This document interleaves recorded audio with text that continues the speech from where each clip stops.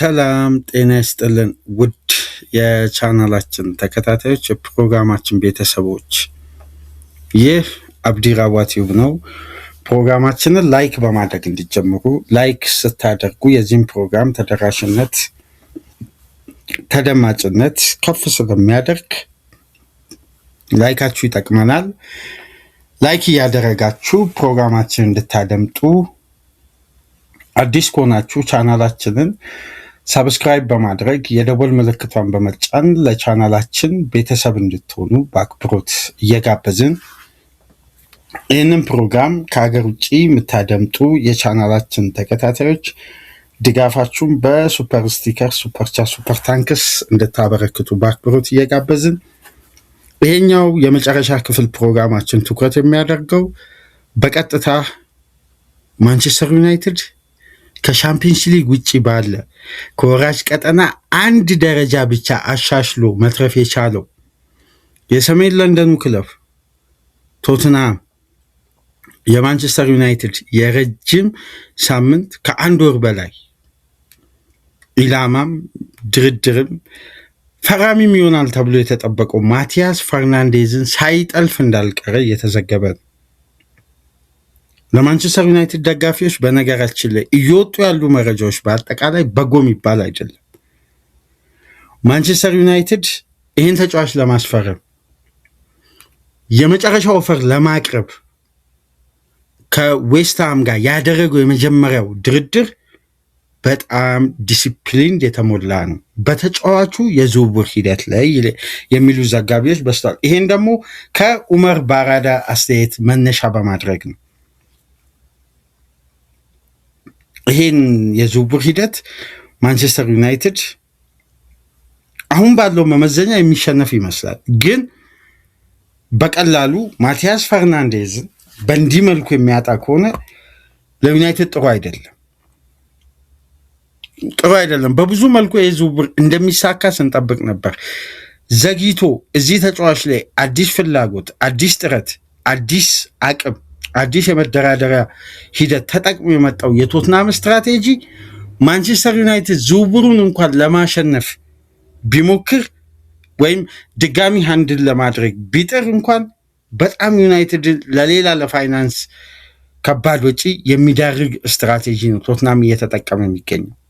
ይህ ዝውውር ሂደት በግሌ አላማረኝ፣ ከማንቸስተር ቁጥጥር ውጭ ወጣ ይመስለኛል። እንደ ዘጋቢዎች፣ እንደ ሪፖርቶች፣ እንደ ታመኑ ሪፖርተሮች እንደሚሉት ከሆነ የበለጠ ደግሞ ለማንቸስተር ዩናይትድ ቅርበት ያላቸውም ዘጋቢዎችን ይህንን ጉዳይ ይዘው እየወጡ የሚገኙት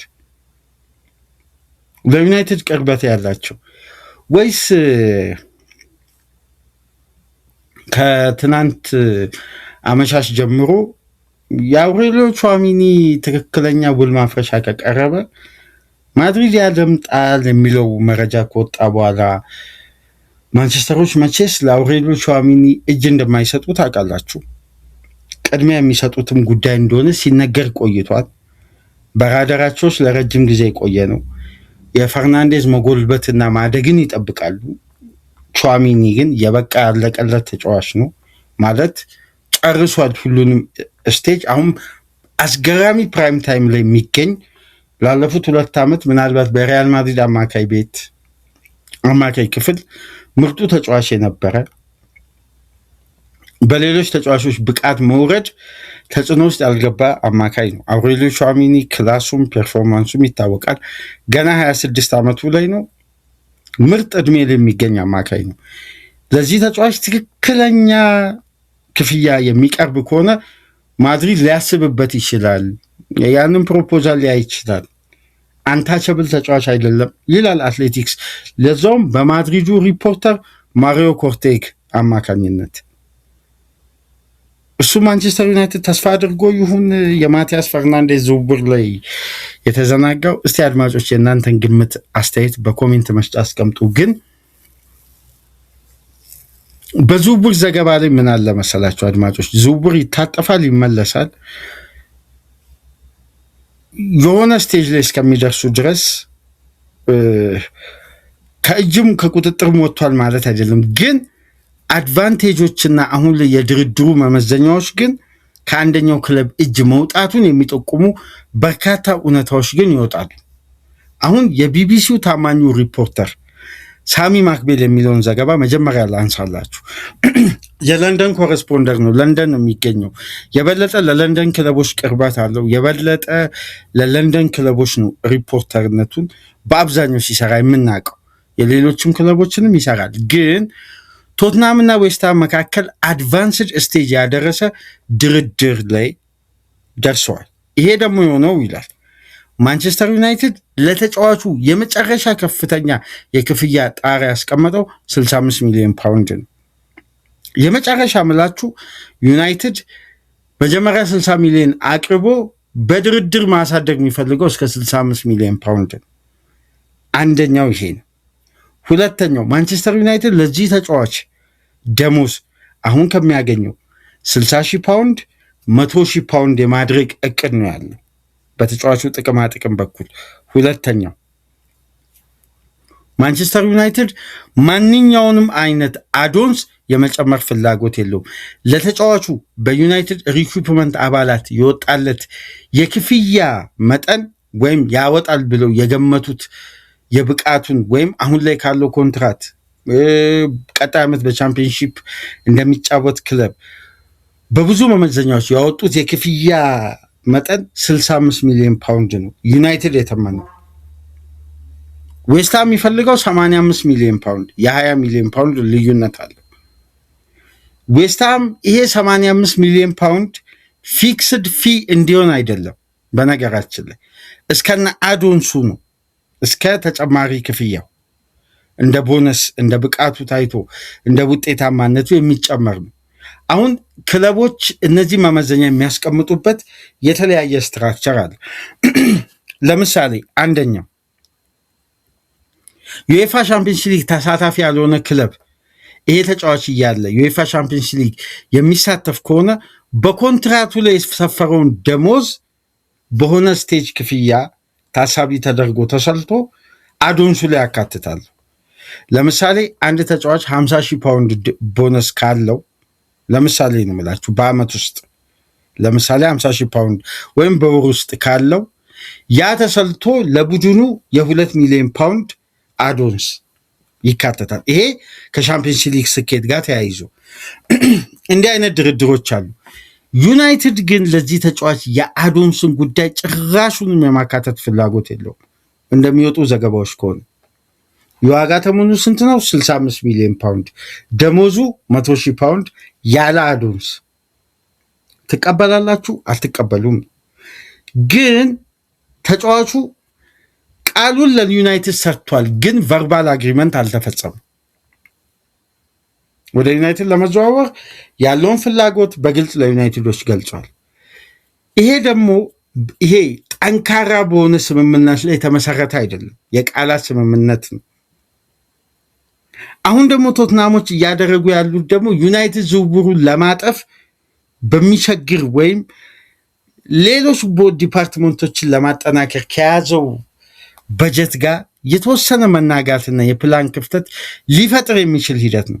ዩናይትድ የመጨረሻ ጣሪያ 65 ሲያደርግ ትናንት ምሽት አቅርበው አድቫንስድ ስቴጅ ላይ በላቀ ደረጃ ድርድሩ በፍጥነት እንዲደርስ ከዌስትሃም ጋር ያደረገው ዌስትሃም 76 ሚሊዮን ፓውንድ ሲደመር 9 ሚሊዮን ፓውንድ አቀረበ።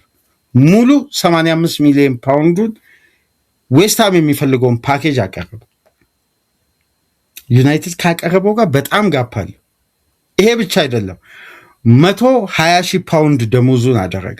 የቦነስ ስኬሉን 25% አሳደገ። ዩናይትድ ካቀረበው የቦነስ ስኬል ማለት ነው። አሁን ዩናይትድ ሲያጥፍ ይህን ዝውውር እነዚህን ሁሉ ቶትናም ያሻሻላቸውን ጉዳዮች ላይ በተወሰነ ፐርሰንት ተውት፣ በነጥብ ቤትም ቢሆን እያሻሻለ ማቅረብ አለበት። ይሄ ደግሞ ከሰሞኑን የሚወጡ በዩናይትድ ዙሪያ የሚገኙ የፋይናንስ ሪፖርቶች ምንም እንኳን ቡድኑ ወደ ሻምፒየንስ ሊግ እግር ኳስ መሳተፉ ብቻ 43.5 ሚሊዮን ፓውንድ ቢያስገኝለትም ጥሩ ገቢዎችን ቢፈጥርም ከቀጣይ ወር በኋላ በሚያስገርም ሁኔታ የማርከስ ራሽፎርድ የደሞዝ ጭማሪ ስኬልን እንዴት እንደሚያደርግ ታውቃላችሁ። ወደ 326,000 ፓውንድ ያድጋል በአንዴ የራሽፎርድ ደሞዝ። ይሄ ደግሞ ሌላ ራስ ምታት ለማንቸስተር ዩናይትድ። ይሄ ተጫዋች ቶሎ የማይለቅ ከሆነ ከባድ ጉዳይ። ስለዚህ ዩናይትድን በዝውውር እቅዱ ላይ ቶትናም ብዙ የሚያዛባ የዝውውር ሂደት እየተጠቀመ ነው። ግን አሁን ላይ እንደሚወጡ ዘገባዎች ከሆነ ቶትናም በብዙ ርቀት ይህንን ዝውውር ለማጠናቀቅ በጣም ከሚነገረው በላይ በጣም ገፍቶ ዝውውሩን ለማሸነፍ በርቀት እየተጓዘ ነው የሚገኘውና ይሄ ዝውውር ሂደት ምናልባት በቀጣይ 48 ሰዓታት ማለት የዛሬውን የስራ ቀን ሐሙስንና ነገ አርብን ጨምሮ ምስሉን ካልቀየረ በስተቀር አሁን ባለው ስቴጅ ከሆነ ቶትናም ይህን ተጫዋች እንደሚያስፈርም ነው መረጃዎች እየወጡ የሚገኙት። ቶትናም አይደለም ማንቸስተር ዩናይትድን አርሴናልን በልጧል። አርሴናልም ለዚህ ተጫዋች ማቅረብ የሚፈልገው ማንቸስተር ዩናይትድ አቀርባለሁ ብሎ ከሚያስባቸው ክፍያዎች ብዙም የተራራቀ አይደለም።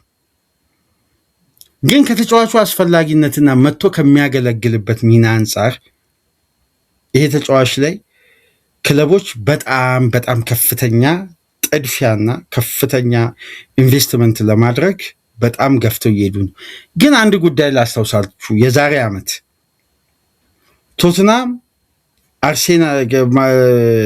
ማንቸስተር ዩናይትድን ሃይጃክ ለማድረግ ብራያን ምቡሞ ላይ አንድ ሂደት በቶማስ ፍራንክ ጫና አማካኝነት ፈጽሞ በደሞዝ ክፍያ በኮንትራት ማፍረሻም ክፍያ በሁሉም ሂደት ከፍተኛ ገንዘብ አቅርቦ ምቡሞ ከቶትናም ያነሰ ደሞዝ ነው ዩናይትድ ያቀረበለት።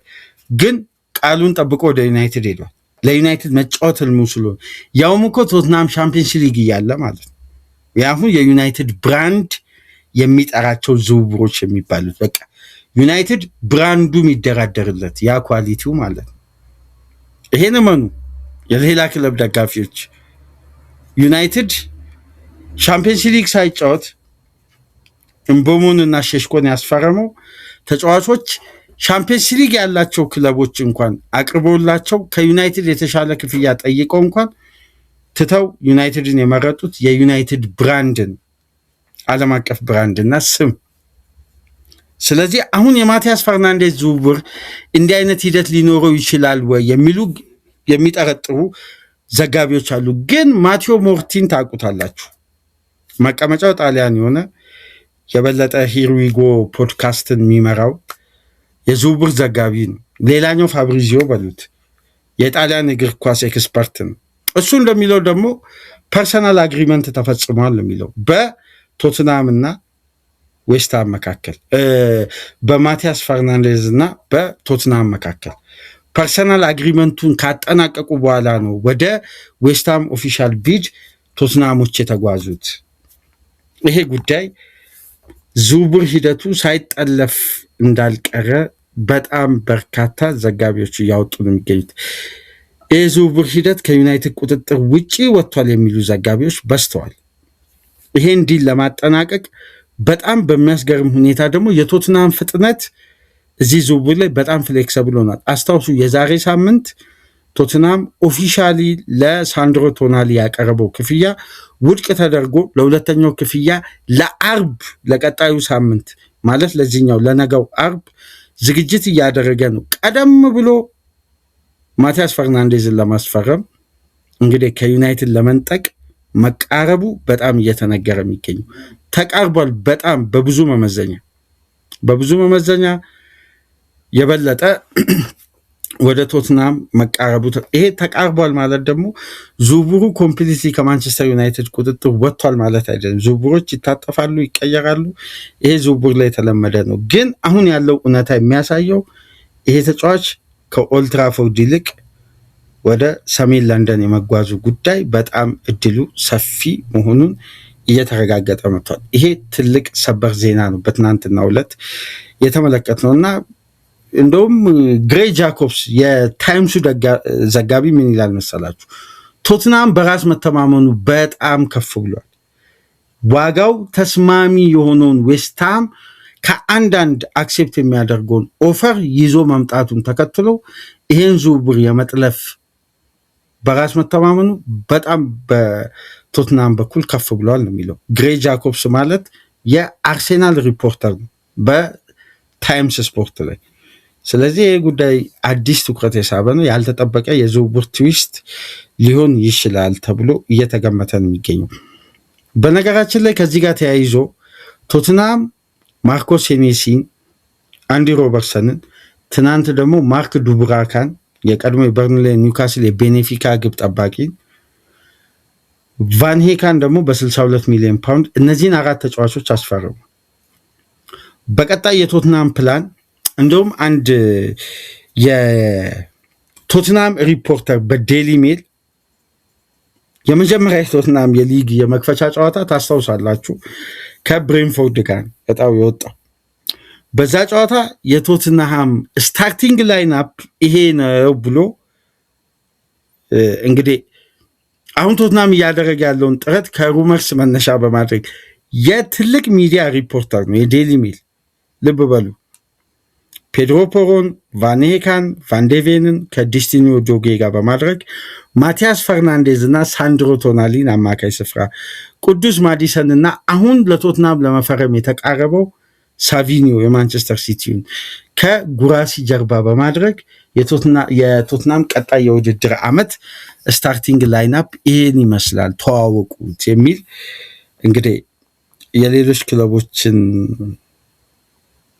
ትንሽ ክብር በማይመጥን ሁኔታ ይሄ አሁን ቶትናም እያደረገ ያለውን ንቃት በተመለከተ እነዚህን ጉዳዮች ጽፈዋል። ግን እንደ አብዛኛው ዘጋቢዎች ከሆነ ማቲያስ ፈርናንዴዝን ማስፈረም ማለት ቶናሊን መተው ሳይሆን ሁለቱንም ማስፈረም የቶትናም የመጀመሪያ ኢላማ ነው እየተባለ ነው። ይሄ ጉዳይ ከዩናይትድ ቁጥጥር ውጪ ሳይወጣ እንዳልቀረ በዩናይትድ ሪፖርተሮች ጭምር እየተጻፈ ነው የሚገኘው። አውሬሊዮን ቹዋሚኒን አስበው ነው ወይስ ዩናይትድ አሌክስ ስኮት ላይ ትኩረት አድርጎ ነው? እንዴት ማቲያስ ፈርናንዴዝን ለማስፈረም በጣም ሰፊ እድል እንዳለው ሲነገር የነበረ ማድሪድ ዝውውሩ ላይ ቀዝቀዝ ብሎ የዩናይትድን አቋም ተመልክቶ ከዝውውሩ የወጣበትን የዝውውር ሂደት እንዴት ቶትናም የዩኤፋ ሻምፒየንስ ሊግ ቦታ የሌለው ከወራጅ ቀጠና አንድ ብቻ ተርፎ አንድ ደረጃ ከፍ ብሎ የተረፈ ቡድን እንዴት ከዩናይትድ ይህን ተጫዋች ሊጠልፍ ይችላል? ግርምት የሚፈጥር ነው። ዝውውሩ ተጠልፎ ባይጠናቀቅም ግን የመጠለፍ ቻንሱ ግን በጣም በጣም ከፍተኛ ነው። ወደ ነጮቹ ቤት የሚሄድ እድሉ በጣም ሰፊ ነው። ወደ ዋይት ሃርት ሌን ይዘዋወራል የሚለው ግምት ግን ሚዛን እየደፋ መጥቷል። እስቲ በቀጣይ ቀናት የሚፈጠረውን ተመልክተን ወደ እናንተ መረጃዎች ይዘን የምንመጣ ይሆናል። ላይክ፣ ሼር፣ ሰብስክራይብ አድርጉ። ከሀገር ውጭ የምታደምጡ ድጋፍ አድርጉ። በ3 ፕሮግራም ከእናንተ ጋር ቆይታ አደረግን። ሰላም ቆዩ።